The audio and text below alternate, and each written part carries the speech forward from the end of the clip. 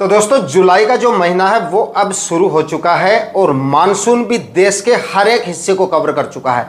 काफ़ी जगहों पे अच्छी खासी बारिश वगैरह हो रही है, हर हिस्से को मानसून ने कवर कर लिया है। इसके चलते टेम्परेचर जो है वो अब काफ़ी नॉर्मल हो चुके हैं, मतलब सब्जियां लगाने के अनुकूल अब वातावरण हो गया है। जो काफ़ी ज़्यादा टेम्परेचर बने हुए थे, हीट वेव वगैरह काफ़ी ज़्यादा चल रही थी, जो किसान भाइयों ने सब्जियां वगैरह लगा रही थी उनमें फल फूल भी काफ़ी कम देखने को मिल रहे थे और इतने दिन तक वो सब्जियां ग्रो भी काफ़ी कम कर रही थी। लेकिन अब जो है आपकी सब्जियां जिन्होंने लगा रखी है वो ग्रो भी काफ़ी अच्छे से करेंगी, फल फूल भी आपको काफ़ी ज़्यादा देखने को मिलेंगे।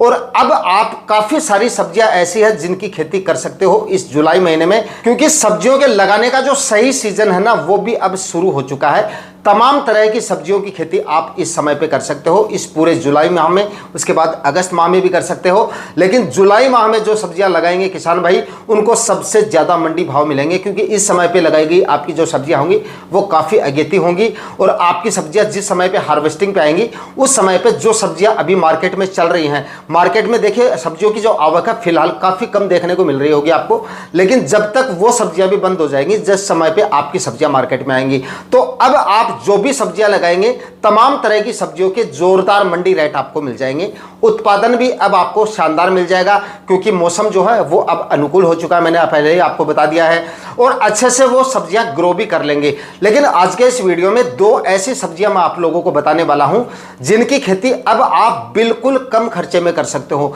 यह वीडियो उन किसान भाइयों के लिए है जो बिल्कुल कम खर्चे में सब्जियां लगाना चाहते हैं, और वो भी इस जुलाई माह में, बरसात के सीजन में। गरीब किसान भाई इस वीडियो का लुत्फ उठा सकते हैं, मतलब इन सब्जियों को लगा सकते हैं आने वाले दिनों में, और काफी कम खर्चे में इन सब्जियों की खेती करके जोरदार प्रॉफिट आप इन सब्जियों की फसलों से ले सकते हो। कौन कौन सी सब्जियां हैं, लगाने का सही तरीका, वैरायटियों के बारे में बताऊंगा, ज्यादा से ज्यादा उत्पादन और मुनाफे के बारे में भी आज के इस वीडियो में हम बात करेंगे।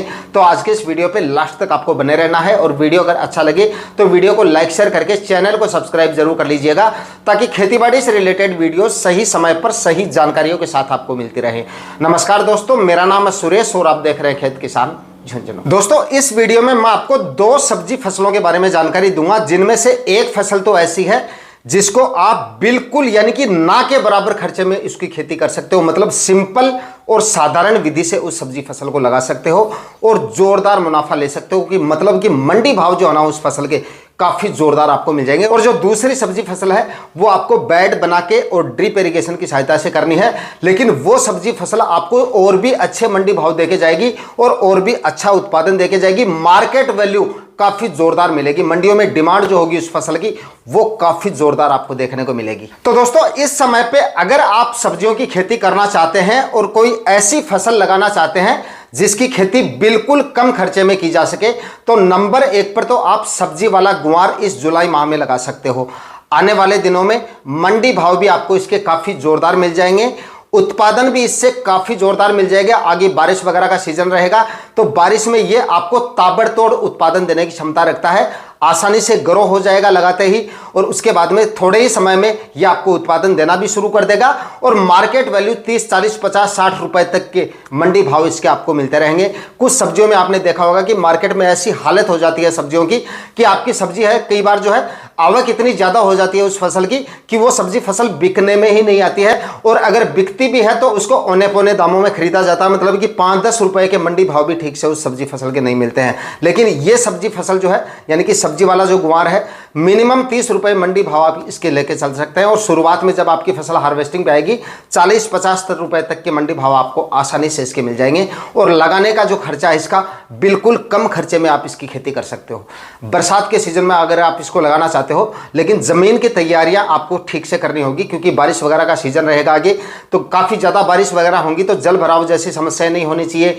जड़ से संबंधित बीमारियां इसमें थोड़ी बहुत देखने को मिल सकती हैं। तो जमीन की तैयारियां अगर आपकी प्रॉपर होंगी, 3-4 बार कल्टीवेशन करके अच्छी तरह से जमीन को समतल करके और 2-3 बार कल्टीवेशन करके मिट्टी को एकदम भुरभुरा बना के उसके बाद में अगर आप इसकी खेती करेंगे तो जोरदार उत्पादन ये फसल आपको देके जा सकती है। इसकी खेती करने का तरीका भी काफी सिंपल है और रोग बीमारियां भी इसमें आपको काफी कम देखने को मिलेगी।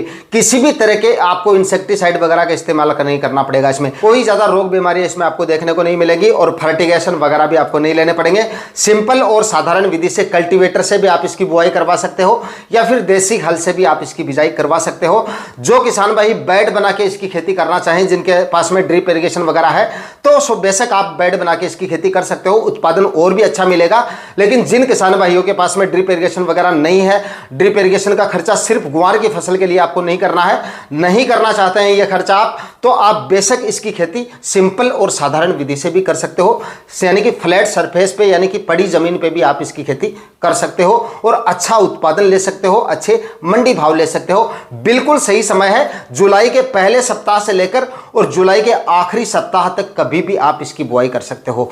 नीलम 51 एक वैरायटी आती है सब्जी वाले ग्वार की, इसका आप सिलेक्शन कर सकते हो। बाकी आपके एरिया में कौन सी वैरायटियां चलती हैं उसी हिसाब से आपको सिलेक्शन करना है। देखिए, वैरायटियों का सिलेक्शन पे काफी ज्यादा आपको ध्यान देकर उसके बाद में इनकी वैरायटियों का सिलेक्शन करना है, क्योंकि इसकी दो तरह की वैरायटी आती है। एक तो लंबी वाली फलियां जो होती हैं, कुछ मंडियों में तो वो फलियां ज्यादा चलती हैं, और एक जो हमारा जो देसी ग्वार आता है उस टाइप की फलियां होती है, थोड़ी छोटी साइज की आती है, उसके मंडी रेट और भी अच्छे मिलते हैं। लेकिन आपको यह देखना है कि आपकी मंडियों में कौन सी फलियों की डिमांड ज्यादा है, उसी हिसाब से वैरायटियों का सिलेक्शन करना है। बाकी आप कोई भी वैरायटियां ले लीजिए जो आपके एरिया में चलती हैं, उन्हीं वैरायटियों का सिलेक्शन करके अगर आप इस समय पे सब्जी वाला ग्वार लगाएंगे तो जोरदार उत्पादन आपको दे जाएगा। गहरी जुताई तो आपने गर्मियों में कर ही ली होगी, 3-4 बार कल्टीवेशन कर लीजिए, 2 से 3 ट्राली सड़ी हुई गोबर की खाद डाल दीजिए, लगभग 40 केजी इसमें आप डीएपी खाद जरूर डाल दें ताकि और भी अच्छा उत्पादन आपको मिल सके। और लगभग 20 से 25 केजी म्यूरेट ऑफ पोटाश आप ले लीजिएगा और 20 से 25 केजी इसमें यूरिया खाद लेके आखिरी कल्टीवेशन से पहले डाल के उसके बाद में आप इसके बीजों की बुआई करवा सकते हैं। और जिन किसान भाइयों के पास में ड्रिप इरिगेशन है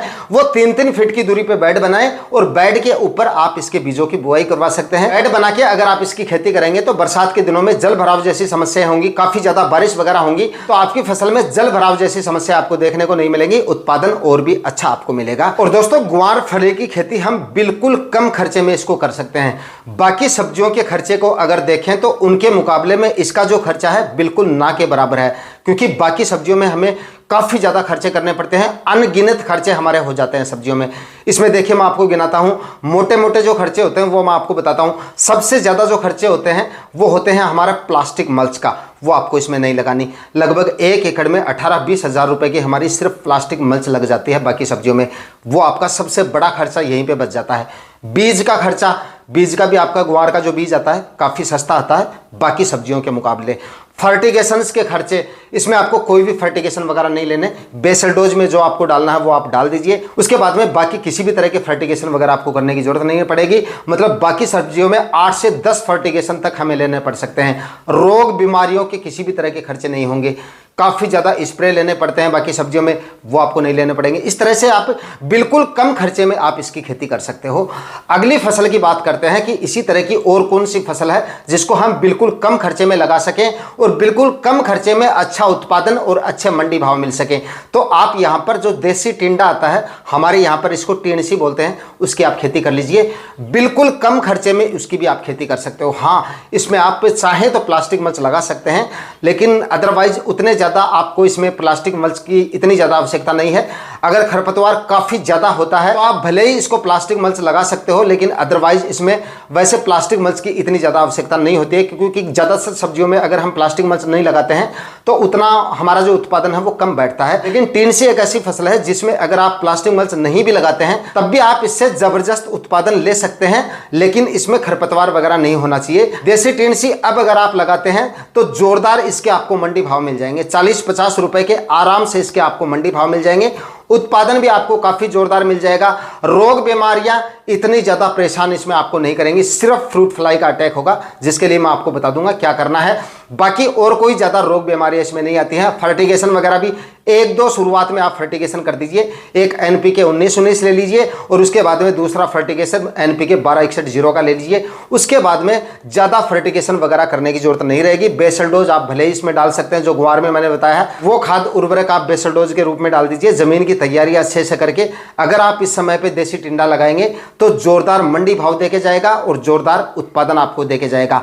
मैंने अप्रैल माह में एक वीडियो बनाया था जिसमें मैंने बताया था कि देसी टिंडा आप इस समय पे किसान भाई लगा सकते हैं और जोरदार उत्पादन ले सकते हैं। कुछ वीडियोज मेरे पास थोड़े दिन पहले आ रहे थे व्हाट्सएप पे किसान भाइयों के, मतलब 40-50 रुपए के मंडी भाव उनको मिल रहे थे और बोले थे सर काफी अच्छी कमाई देसी टिंडे की फसल से हम कर पा रहे हैं। तो अब भी जो किसान भाई जुलाई माह में भी देसी टिंडा लगाएंगे उनको भी जोरदार प्रॉफिट ये फसल देके जा सकती है, क्योंकि देसी टिंडा जो होता है वो अब इस मौसम में भी आसानी से ग्रो हो जाएगा और आसानी से उत्पादन जोरदार दे जाएगा, क्योंकि इसकी खेती आप गर्म जलवायु और ज्यादा ह्यूमिडिटी दोनों ही तरह के मौसम में आसानी से ये ग्रो हो जाता है। मतलब गर्मियों में भी आप इसको लगा सकते हैं और बरसात के दिनों में जब ह्यूमिडिटी काफी ज्यादा हो जाती है, मॉइस्चर काफी ज्यादा होता है, तब भी ये आसानी से सर्वाइव कर लेगा। ज्यादा टेम्परेचर हो कोई फर्क नहीं पड़ेगा, जोरदार उत्पादन ये आपको दे जाएगा। मंडी भाव की मैंने आपको बताई थी, जबरदस्त मंडी भाव मिल जाएंगे, जबरदस्त उत्पादन मिल जाएगा। लगाने का खर्चा बाकी सब्जियों से इसका भी आपका कम है। आप देसी टिंडा लगा के भी आप इस समय पे जोरदार उत्पादन ले सकते हो। लेकिन दोस्तों इस बरसात के सीजन में अगर देसी टिंडे से आपको जबरदस्त उत्पादन लेना है और टिंडे की क्वालिटी अच्छी लेनी है तो आपको इसकी वैरायटियों का सिलेक्शन काफी ज्यादा सोच समझ के करना होगा। अच्छी वैरायटियों का अगर आप सिलेक्शन करेंगे तभी आपको अच्छा उत्पादन मिलेगा और तभी आपको फल की जो क्वालिटी है वो अच्छी मिलेगी। क्योंकि अगर उत्पादन अच्छा मिल गया, फल की क्वालिटी अच्छी आपको नहीं मिलेगी तो मंडी रेट आपको ठीक से नहीं मिलेगी, मार्केट वैल्यू आपको ठीक से नहीं मिलेगी। तो यहां पर मैं आपको 3 वैरायटियां बताता हूं, तीनों में से कोई ना कोई वैरायटी आपको अपने एरिया में जरूर मिल जाएगी। उस वैरायटी का सिलेक्शन कर लीजिए, जोरदार उत्पादन ये फसल आपको दे जाएगी। नंबर एक पर जो वैरायटी है, यानी कि सबसे बेस्ट जो वैरायटी है देसी टिंडे की, वो है ईस्ट वेस्ट कंपनी की भटिंडा वैरायटी आती है, उसका आप सिलेक्शन कर लीजिए। काफी शानदार और काफी अच्छी वैरायटी है, इसका उत्पादन भी काफी जोरदार मिलेगा। आने वाले मौसम के प्रति ये वैरायटी काफी ज्यादा सहनशील है, यानी कि ज्यादा गर्मी और ज्यादा ह्यूमिडिटी के प्रति ये वैरायटी जो है वो काफी ज्यादा सहनशील है। अच्छे से आपको काफी जोरदार उत्पादन दे जाएगी, मतलब और फल की क्वालिटी काफी जोरदार आपको मिल जाएगी। नंबर 2 पर जो वैरायटी है वो है सागर सीड की नरेश वैरायटी आती है, उसका भी आप सिलेक्शन कर सकते हैं। देसी टिंडे की ये भी काफी शानदार वैरायटी है, इसका भी आप इस समय पे सिलेक्शन कर सकते हैं। और नंबर 3 पर जो वैरायटी है वो है माहिको कंपनी की माही टिंडा के नाम से एक वैरायटी आती है, ये भी काफी अच्छी वैरायटी है। 3 वैरायटियां मैंने आपको बताई है, तीनों में से जो भी वैरायटी आपको मिल जाए या जो भी वैरायटी आपको अच्छी लगे उनका आप सिलेक्शन कर सकते हैं और जोरदार उत्पादन देसी टिंडे की फसल से इस समय पे आप ले सकते हैं। इसके बाद में दोस्तों देसी टिंडे की फसल से अगर जबरदस्त उत्पादन आपको लेना है तो 2-3 सावधानियां आपको जरूर रखनी पड़ेंगी। देखिए शुरुआत में आपकी जो फसल जब ग्रो होना शुरू होगी, लताएं छोड़नी जब शुरू होगी, उस समय पे थोड़ा बहुत इसमें रस चूसने वाले कीटों का अटैक हो सकता है और उसके बाद में फ्रूटिंग स्टेज में इसमें फ्रूट फ्लाई का अटैक हो सकता है, जैसा कि मैंने आपको पहले ही बता दिया था। इसके लिए आपको क्या करना है, जैसे ही आपकी फसल ग्रो होना शुरू हो, मतलब लताएं छोड़नी शुरू करे, उस समय ब्लू और येलो स्टिकी ट्रैप आपको लगा देने हैं अपनी पूरी फसल में। 1 एकड़ में 5-6 येलो और 5-6 ब्लू स्टिकी ट्रैप आप लगा दीजिए, ताकि रस चूसने वाले कीटों का अटैक आपको कम से कम देखने को मिलेगा, रोग बीमारियां काफी कम देखने को मिलेगी और स्प्रे वगैरह आपको बिल्कुल नहीं लेने पड़ेंगे या ना के बराबर लेने पड़ेंगे। और अगर फ्रूट फ्लाई का अटैक आपको दिख रहा है तो इसके लिए आप फ्रूट फ्लाई ट्रैप आप अपनी फसल में लगा दीजिए। ये आप लगभग 8 से 10 फ्रूट फ्लाई ट्रैप लगा दीजिए 1 एकड़ में। उसके बाद में फ्रूट फ्लाई भी आपको ज्यादा परेशान नहीं करेगी। इसके बावजूद भी अगर फ्रूट फ्लाई का अटैक आपकी फसल में होता है दोस्तों, फ्रूट फ्लाई यानी कि फल मक्खी के लिए आप इसमें बायर कंपनी का सोलोमोन इंसेक्टिसाइड आता है, उसका आप इस्तेमाल कर सकते हैं, जो कि आपको इसमें कंपोजिशन जो है वो बीटा साइक्लोथ्रिन और एमिडाक्लोप्रिड ओडी फॉर्म में मिलेगा, जिसमें इसकी एमिडाक्लोप्रिड की मात्रा जो होती है वो 19.8% होती है और बीटा साइक्लोथ्रिन की मात्रा इसमें 8.49% होती है, जो कि आपको ओडी फॉर्म में मिलती है। फ्रूट फ्लाई के लिए सबसे बेस्ट इंसेक्टिसाइड है, एक ही स्प्रे में आपकी फ्रूट फ्लाई बिल्कुल आसानी से कंट्रोल हो जाएगी। इसके बाद में जरूरत पड़े तो 10 दिन बाद में आप रिपीट स्प्रे ले सकते हैं, लेकिन सोलोमोन का अगर आप इस्तेमाल करेंगे तो फ्रूट फ्लाई आपकी फसल में बिल्कुल भी आपको परेशान नहीं करेगी, आसानी से कंट्रोल हो जाएगी और जोरदार उत्पादन टिंडे की फसल से आप ले पाएंगे। तो दोस्तों इस वीडियो में मैंने आपको 2 सब्जियों की फसलें बताई हैं, दोनों ही सब्जियां बिल्कुल कम खर्चे में लगाकर जबरदस्त कमाई आप सब्जियों की फसलों से इस जुलाई महीने में लगाकर कर सकते हैं। आज के वीडियो में इतना ही, मिलते हैं किसी और वीडियो में नए टॉपिक के साथ, तब तक के लिए जय हिंद, वंदे मातरम।